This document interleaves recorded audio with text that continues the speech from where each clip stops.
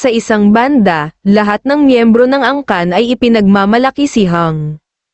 Kahit na siya ay ipinanganak na may Taiyin Chi blockage, siya ay isang matured at maalalahanin. Kaya naman, lahat ng tao ay nakasimpatya sa kanya. Paminsan-minsan, ginagawan niya ng maanghang na sabaw si Heijen. At para bang ang 8 taong gulang na si Hang ay matanda ng mag-isip dahil ito ay sobrang maalalahanin kay Heijen. Tuwang-tuwa si Heijen na makasama niya si Hang at naisip niya na ang kanyang kaligayahan ay magtatagal. Ngunit isang araw, ang lahat ay biglang nagbago. Si Hang ay naging magagalitin dahil kinakailangan na nitong uminom ng gamot araw-araw. At isa pa, ayaw na ni Hang makihalubilo sa kahit na sino sa kanilang angkan. Kaya naman, tuluyan nang tumalikod ang ama ni Hang sa mga ginagawa nitong kalupitan. Ang lahat ng mga tao ay bumubulong kay Heijen noong nagsimula nang mawala ang moralidad ni Hang na si Heijen ang magiging pinuno balang araw. Sa oras na iyon, walang ideya si Heijen kung bakit nangyari ang mga ganoong pangyayari. Ang tanging hiling lamang noon ni Heijen ay ang bumalik si Hang sa dati nitong pagkatao at makipaglaro ito sa kanya tulad noong mga nagdaang araw. Bago pa man sumapit ang pagbabalik ni Yigang sa Ruby Training Hall.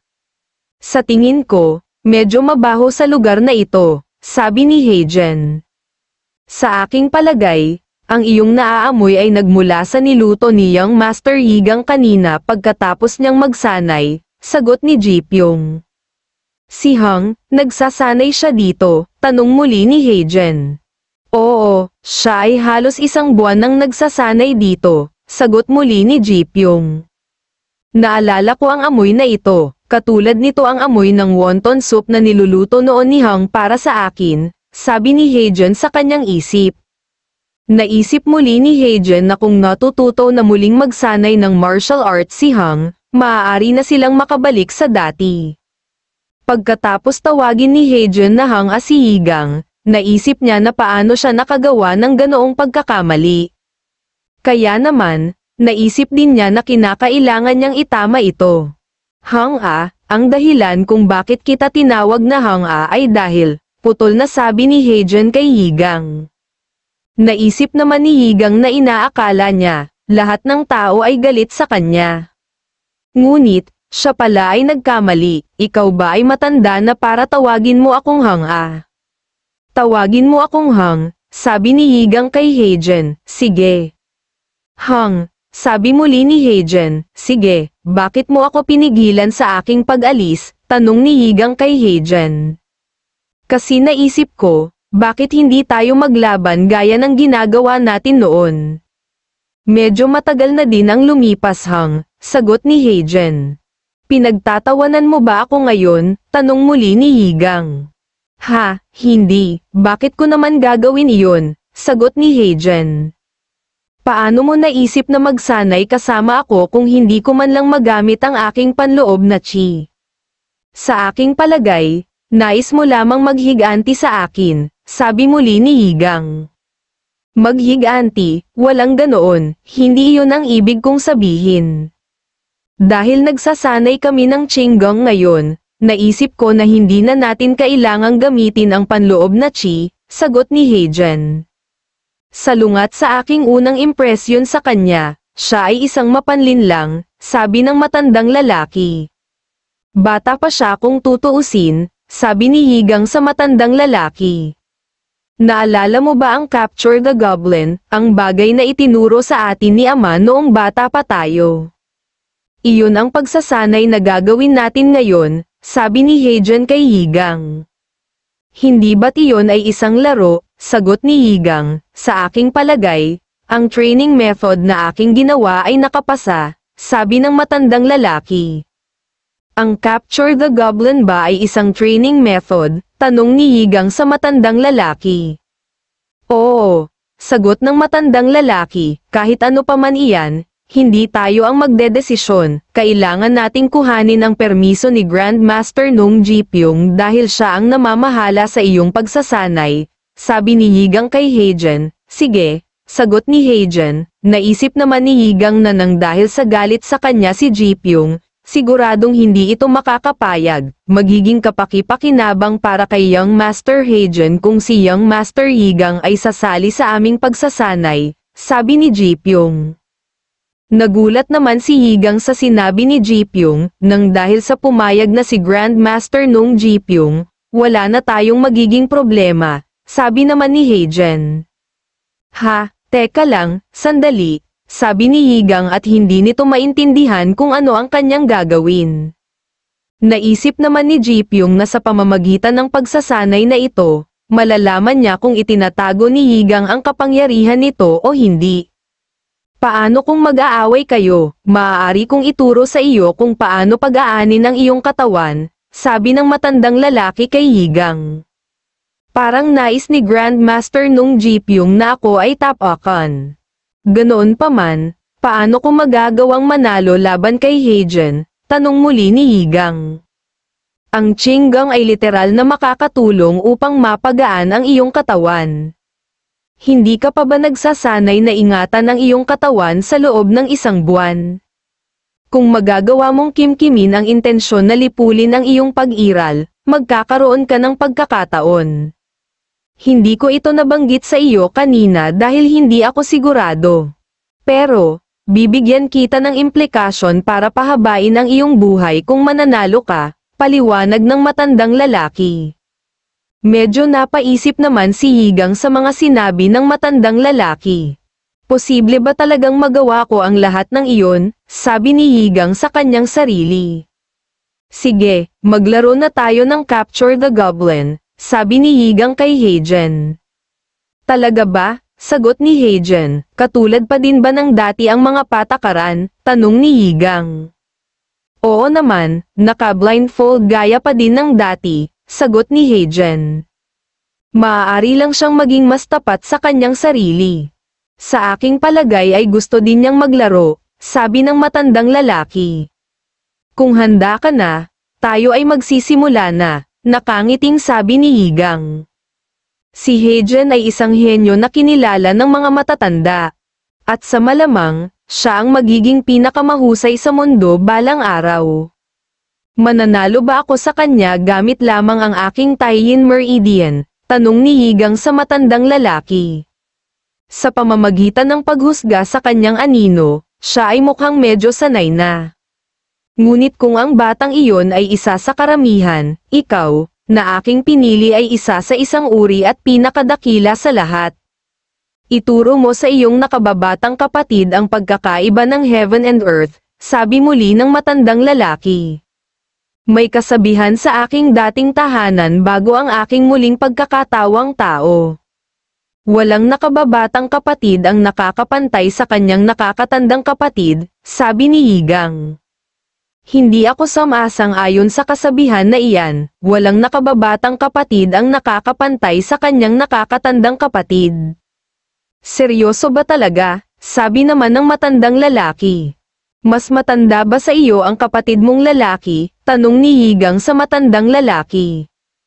Ang nakababatang kapatid ay maaaring matuto sa mga pagkakamali ng kanyang nakatatandang kapatid at magiging mas higit pa dito, sabi muli ng matandang lalaki. Para ka talagang bata, sabi muli ni Yigang, hayaan ninyo munang ipaliwanag ko ang mga patakaran bago kayo magsimula, sabi ni Ji Pyong. Hindi ba dapat ay ipunin namin ang mga lagayan ng red beans at tamaan ang isa't isa habang nakapiring ang aming mga mata at nakatali ang mga kuliling sa aming baywang? Tanong ni Yigang kay Ji Pyong. Para sa kapakanan ng inyong pagsasanay, dinagdagan ko ang antas ng kahirapan nito.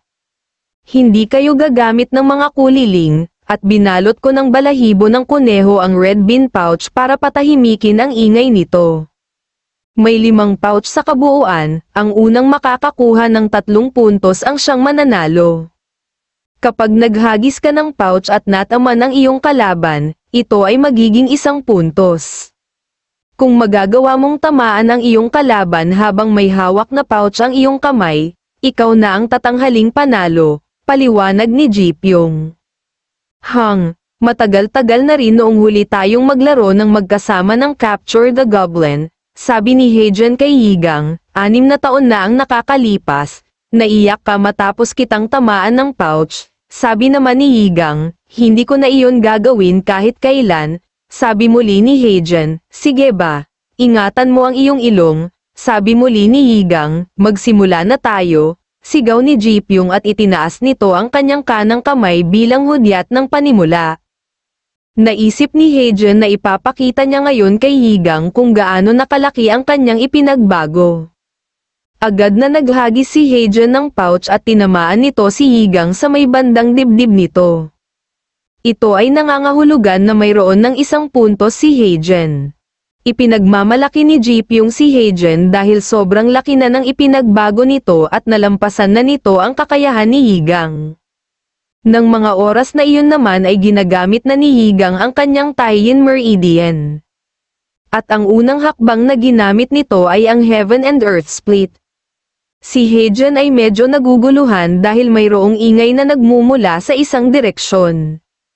At ang ingay na ito ay nagmumula kay Higang. Bumato muli si Heijen ng pouch sa kinaroroonan ni Higang. Sinubukan naman ni Higang na seluhin ang pouch na ito. Ngunit, hindi siya nagtagumpay, tinamaan pa din siya ng pouch sa kanyang bandang likuran at ito ay nangangahulugan na may ikalawang puntos na si Heijen. Nagulat naman si Ji-pyong sa ginawa ni Higang, naisip din ni Ji-pyong na paano daw kaya nagawang subukang seluhin ni Higang ang pouch kahit na ito ay naka-blindfold. Bumato muli si Heijen at sa pagkakataong iyon ay nakaiwas si Higang. May pag-asang manalo si Heijen sa larong ito kung magpapatuloy ang kanyang magandang ginagawa. Ngunit ng mga sandaling iyon, ang mga tunog na nagmula sa yabag ni Higang at ang ingay ng hangin na nagmula sa paghahati ng kanyang kamao ay biglang naglaho. Nagawa din ni Higang na burahin ang kanyang pag-iral. Ang lahat ng ito ay nawala sa pandinig ni Heijen, kaya naman, naisip niya kung nasaan na daw kaya si Higang. Biglang naalala ni Heijen ang mga panahon noong naglalaro sila ni Higang ng Capture the Goblin. Kahit isang beses ay hindi man lamang siya nanalo sa larong ito laban kay Higang. Sa ilang sandali ay biglang nakaramdam ng lamig si Heijen na nagmula sa hangin sa paligid. Sobrang nagulat si Heijen dahil bigla siyang tinamaan sa kanyang noo ng pouch na hawak-hawak ni Higang, at pagkatapos, si Heijen ay biglang lumagpak sa sahig. Ang pangyayaring ito ay nangangahulugan na si Higang ang nanalo sa Capture the Goblin. Ayon kasi sa patakaran na ginawa ni Ji-pyong, ang taong makakatama ng pouch sa kanyang kalaban habang hawak nito ang pouch sa kanyang kamay ang siyang mananalo.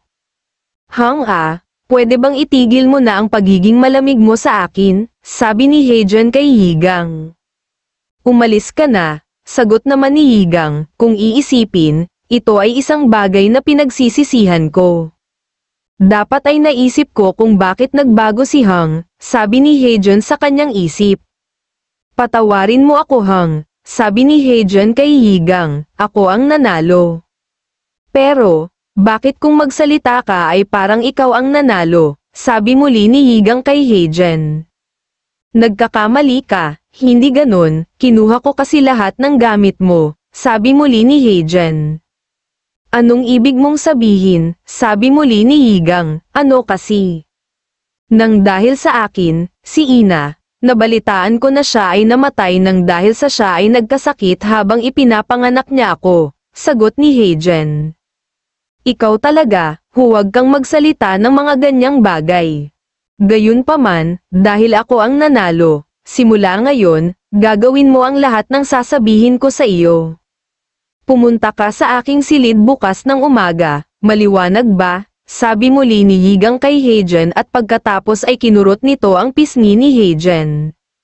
Young Master, tumigil po kayo, sabi ni Ji-pyong kina Higang at Heijen, hindi naman yata patas iyang mga sinasabi mo. Sabi muli ni Heijen, sinabi ko na bibigyan ko siya ng clue para pahabain ang buhay niya kung mananalo siya, pero, hindi ko inaasahan na gagawin niya talaga, nakakagulat na bata talaga itong si Higang, sabi naman ng matandang lalaki sa kanyang sarili. Kinabukasan, nagtungo nga si Heijen sa bahay na tinutuluyan ni Higang. Anong ibig mong sabihin? Nais mong sabihin ko kay ama na ako na ang magiging pinakabatang pinuno. Ngunit hindi na natin maibabalik ang ginawang desisyon ni ama, sabi ni Heijen kay Yigang. Upang maging batang pinuno, may dalawang pangangailangan na dapat na matupad. Una, kailangan munang kumuha ng pahintulot mula sa korte ng mga matatanda at ang ikalawa ay pahintulot naman mula rin sa pinuno. Natupad pa lamang ni Heijen ang unang kondisyon kaya hindi pa opisyal ang kanyang pagiging batang pinuno. Hindi ko gusto ang posisyon na maging batang pinuno. Hindi ako mabubuhay ng lampas sa 20 taon. Mas gugustuhin kong ipaubaya na sa iyo ang mga nakakainis na bagay at mamuhay na ng malaya, sabi ni Yigang. Ito ang unang beses na nakakita ako ng taong tumanggi sa posisyon bilang isang batang pinuno, sabi ng matandang lalaki. Pero Heijen, tungkol sa pagkamatay ni ina, totoo na nahirapan si ina sa panganganak sayo. Ngunit, pinatahimik ng pinuno ang lahat tungkol sa bagay na iyon. Sino bang nagsabi nito sa iyo? Sabi naman ni Yigang kay Heijen.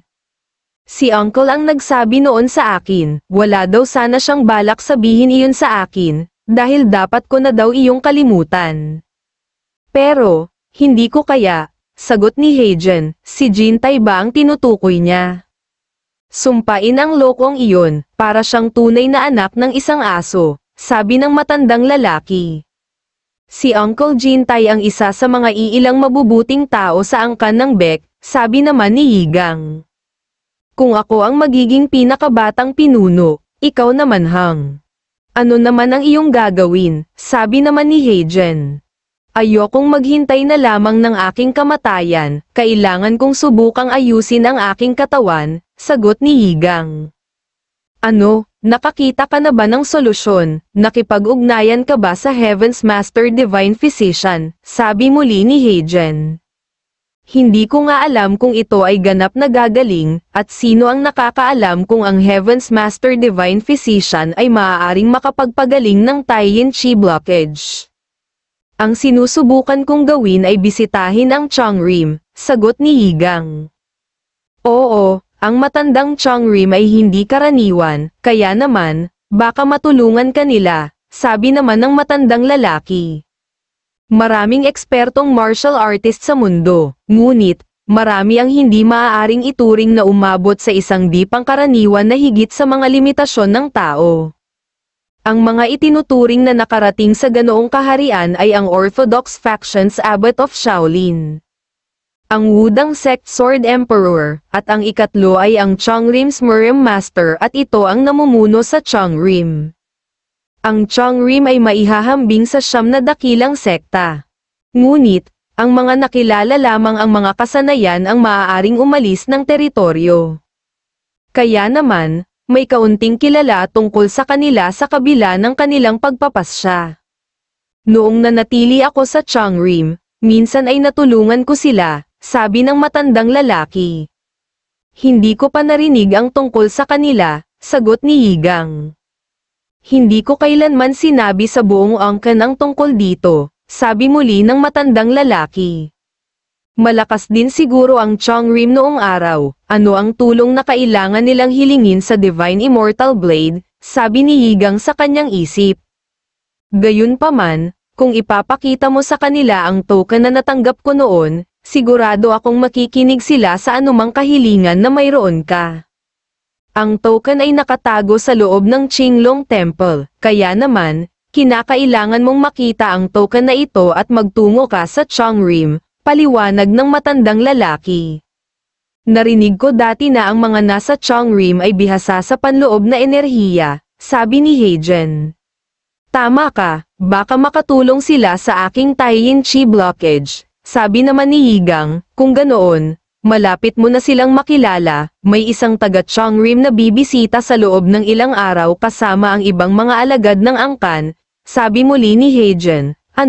Talaga ba? Masayang-masayang sabi ni Yigang, naisip naman ni Yigang na maaari niyang ipakita sa taga Changrim ang token sa araw ng pagdating ng mga ito at humingi ng tulong.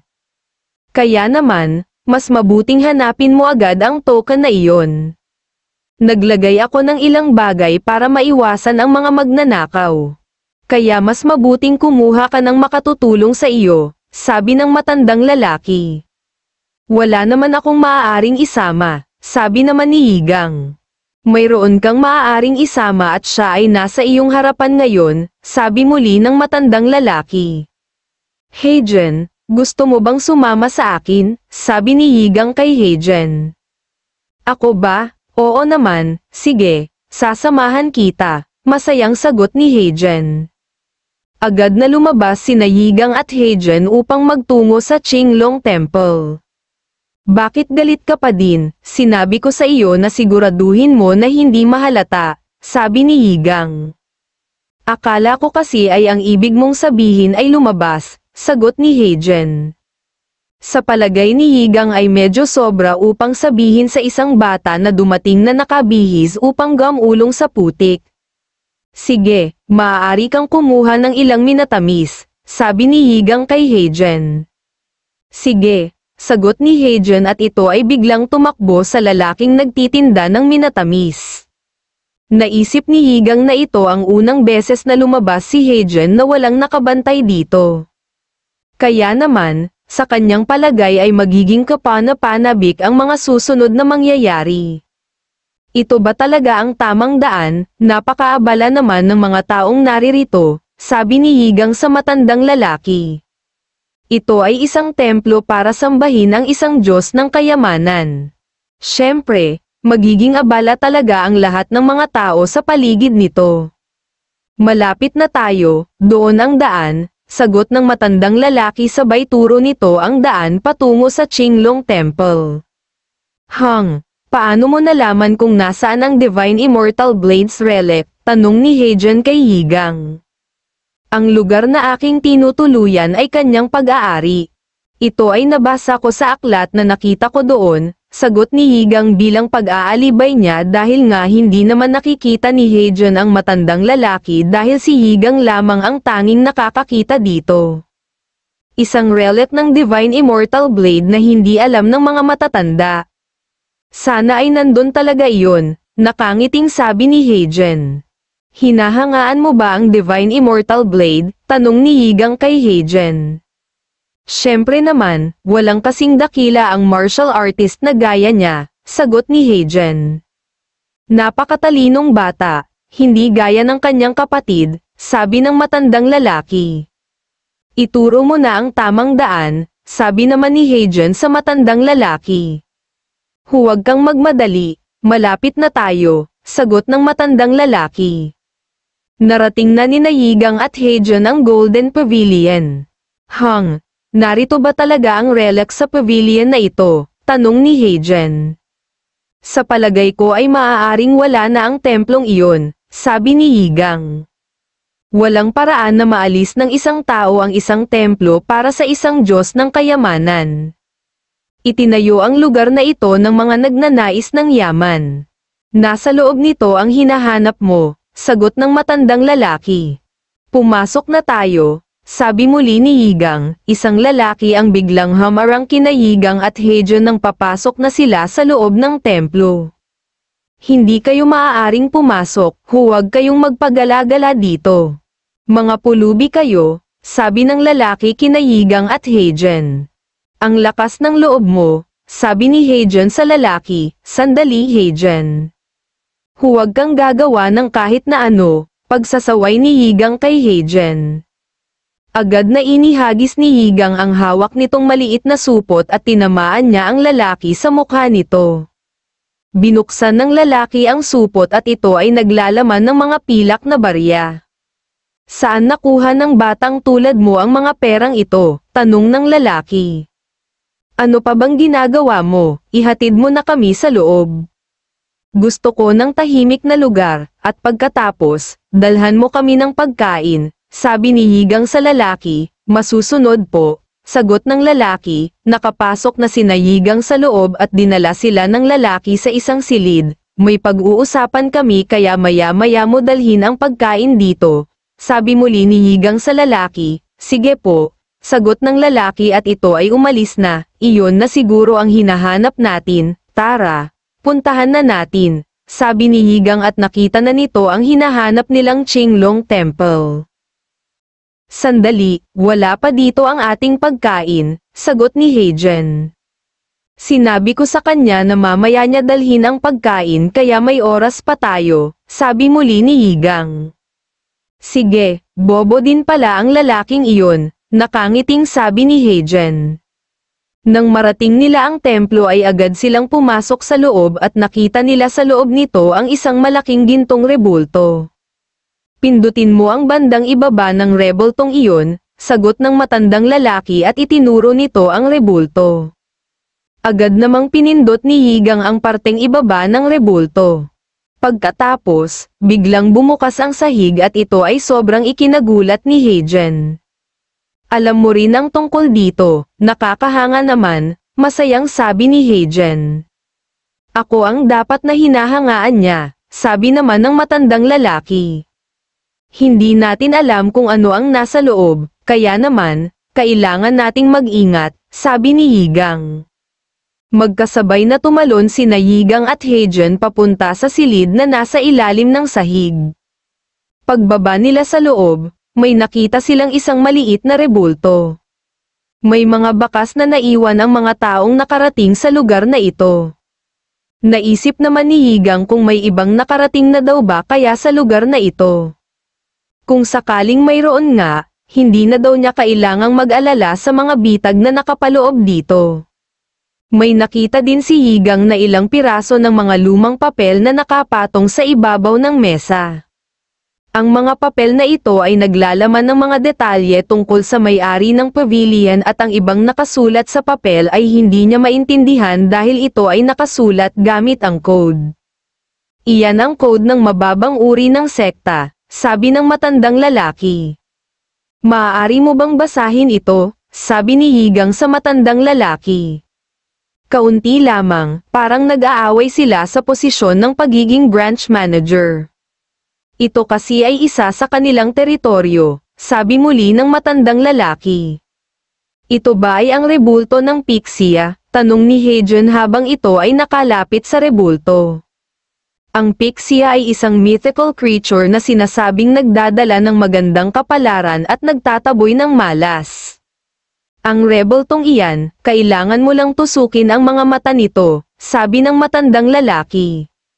Siguradong ginawa mo itong komplikado, sabi naman ni Yigang.